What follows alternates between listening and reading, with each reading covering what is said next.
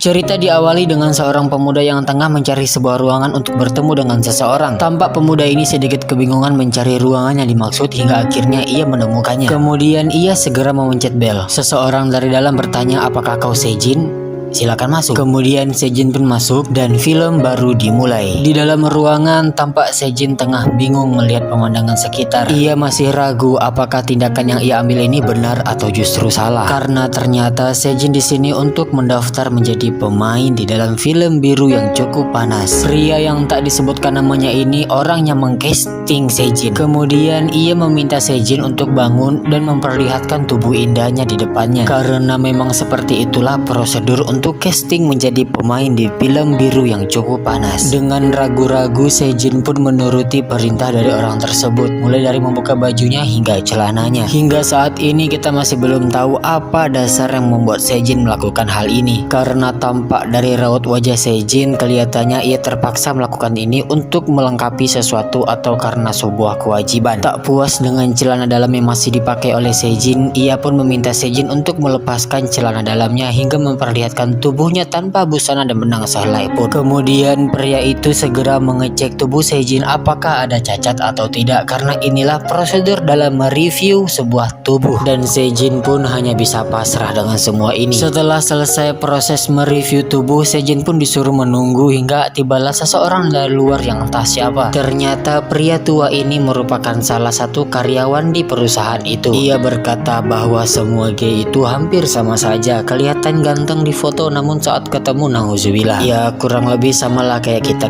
ini para pencinta filter. Kemudian pemuda itu berkata bahwa ada barang baru masuk dan ingin mencobanya bersama. Ternyata barangnya sebuah rokok, tapi ini bukan sembarang rokok, ini merupakan rokok perangsang atau pemancing hasrat. Weh, di mana beli mainan kayak gitu weh? Weh, pengen di Shopee ada nggak ya? Kemudian Sejin mendapatkan sebuah pesan tentang tanggal jatuh tempo tagihannya. Oh, dan ternyata Sejin melakukan ini semua karena terlilit hutang dan telah jatuh tempo, tapi ia tidak memiliki uang, jadi ia memilih cara instan untuk mendapatkan uang. Pemuda itu kemudian menjelaskan keuntungan yang akan didapatkan oleh Sejin ketika ia bergabung bersama mereka, seperti pendapatan yang tak terbatas serta kenikmatan yang membuat kita lupa akan urusan dunia. Kemudian dikarenakan Sejin adalah orang baru atau barang baru, maka mereka berdua memutuskan untuk mencicipi Sejin terlebih dahulu sebelum diberikan kepada konsumen. Kalian dengerin audio ini baik-baik ya.